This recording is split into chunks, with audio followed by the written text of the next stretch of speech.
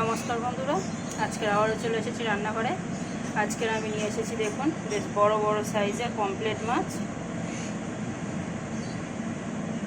এটা কিন্তু বেশ অনেক বড় বড়, দেখুন পুরো হাতেলি কিন্তু ভরে যাচ্ছে। তো এখানে নিয়েছি 3 পিস পমফ্রেট মাছের একটা সুন্দর একদম সোজা একদম সহজভাবে রেসিপি বানাবো, তো দেখতে থাকুন। তো এখানে আমি নিয়েছি 3টে পমফ্রেট মাছ, বেশ গোটা গোটা এইভাবে কেটে নিয়েছি, একটু চিড়ে নিয়েছি। আর এখানে নিয়েছি 2-3টে কাঁচা লঙ্কা, 1 চামচ পোস্ত, 1 চামচ গোটা সাদা সর্ষে মানে হলুদ সর্ষে, আর 1 চামচ কালো সর্ষে। তো এগুলোকে আমি একসাথে শিলে বেটে নেব। তো চলুন, ওদিকে তো আমি কড়াই বসিয়ে দিয়েছি। সবার আগে মাছে একটু নুন হলুদ মাখিয়ে মাছটাকে ভেজে নেব।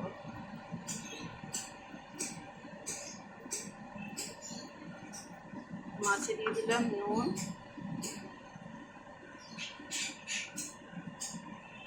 আর একটু হলুদ।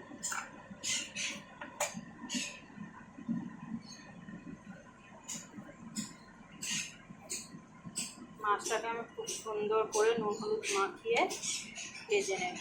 তারপরে মশলাটা করে সহজভাবে একদম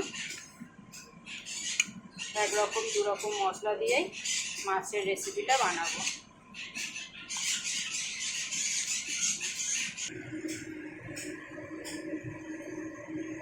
কড়াইতে দিয়ে দিচ্ছি সর্ষের তেল,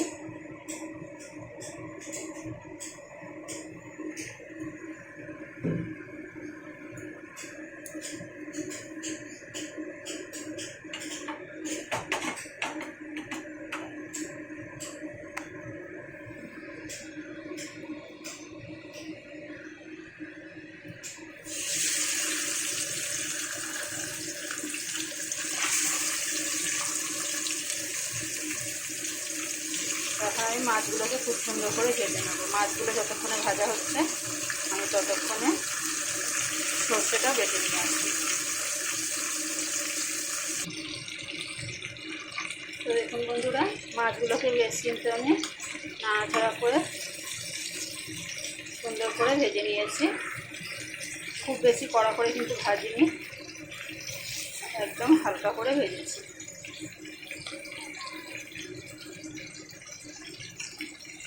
এইভাবে আমি সব মাছ কটাই ভেজে নেব।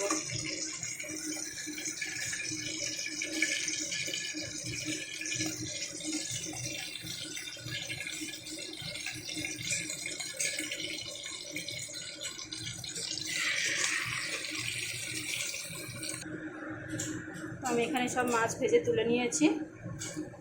এখন মাছের যে অল্প ভাজা তেল আছে সেই তেলে কিন্তু আমি আর কোনো তেল দিচ্ছি না।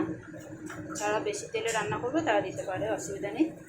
এখানে দিয়ে দিলাম একটুখানি কালো জিরে, আর দিয়ে দিচ্ছি 4-5টা কাঁচা লঙ্কা আর 1টা টমেটো। এইভাবে টুকরো করে করে বড় বড় টুকরো করে দিয়েছি।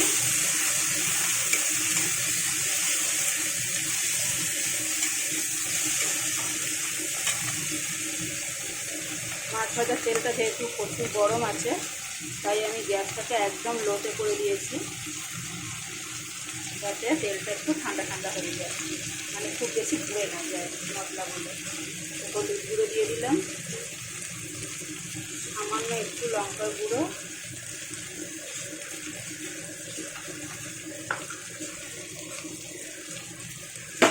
দিয়ে এবার মশলাটাকে আমি একটু নাড়াচাড়া করে দিই।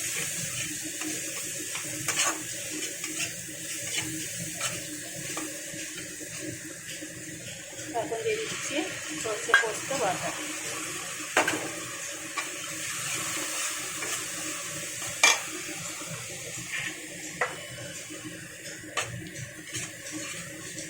সর্ষে পোস্ত বাটাটা দিয়ে এবার খুব সুন্দর করে মশলাটাকে ভেজে কষিয়ে নেব। এখানে দেখুন গ্যাসটা কিন্তু একদম লোতে আছে। মশলাটাকে বেশ কিছুক্ষণ নাড়াচাড়া করে নিয়েছি। এখন আমি এখানে দিয়ে দেবো স্বাদ অনুযায়ী নুন। এখন আমি গ্যাসটাকে বাড়িয়ে দিচ্ছি। গ্যাসটাকে বাড়িয়ে দিলাম, ফুল করে দিয়েছি। দিয়ে আরও 2-3 মিনিট নাড়াচাড়া করবো। একটু জল দিয়ে দিলাম, দিয়ে আরও একটু নাড়াচাড়া করে নেবো সুন্দর করে। এখানে দেখুন মশলাটা কিন্তু খুব সুন্দর করে ফুটে গেছে। এই অবস্থা দিয়ে দিচ্ছি একটুখানি সামান্য স্বাদ অনুযায়ী চিনি দিয়ে এবার নাড়াচাড়া করে আমি জল দিয়ে দেবো। আমি কিন্তু এখানে ঝোলটা খুব বেশি করবো না, একদম গায়ে মাখা করবো, তাই এখানে খুব বেশি জল দেবো না। অবশ্যই আপনারা নিজেদের পছন্দ মতো জলটা দেবেন। তো হালকা ঝোলও রাখতে পারেন, একদম হালকা হালকা, খুব বেশি ঝোল তো এটা ভালো লাগবে না।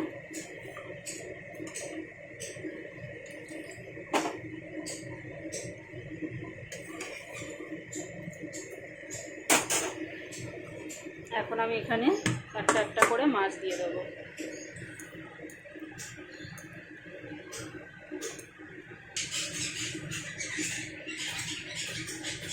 এখানে ঝোলটা তো ফুটে গেছে, আমি মাছগুলোকেও দিয়ে দিলাম।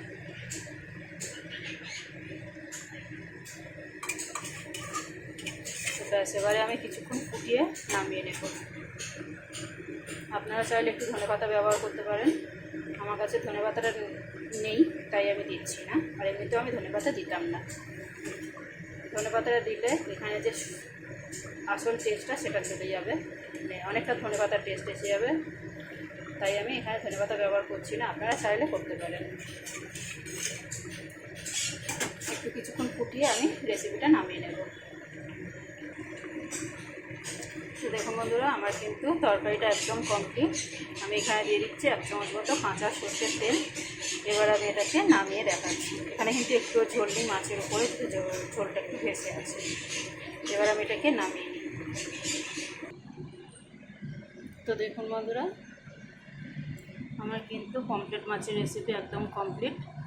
তো আজকের রেসিপিটা কেমন লাগলো অবশ্যই একটা লাইক, কমেন্ট, শেয়ার করে জানাবেন। আমার ভিডিওটা দেখার জন্য অবশ্যই আপনাদের ধন্যবাদ। আমার চ্যানেলটাকে প্লিজ সাবস্ক্রাইব করে আমার পাশে থাকবেন। সো টাটা বন্ধুরা।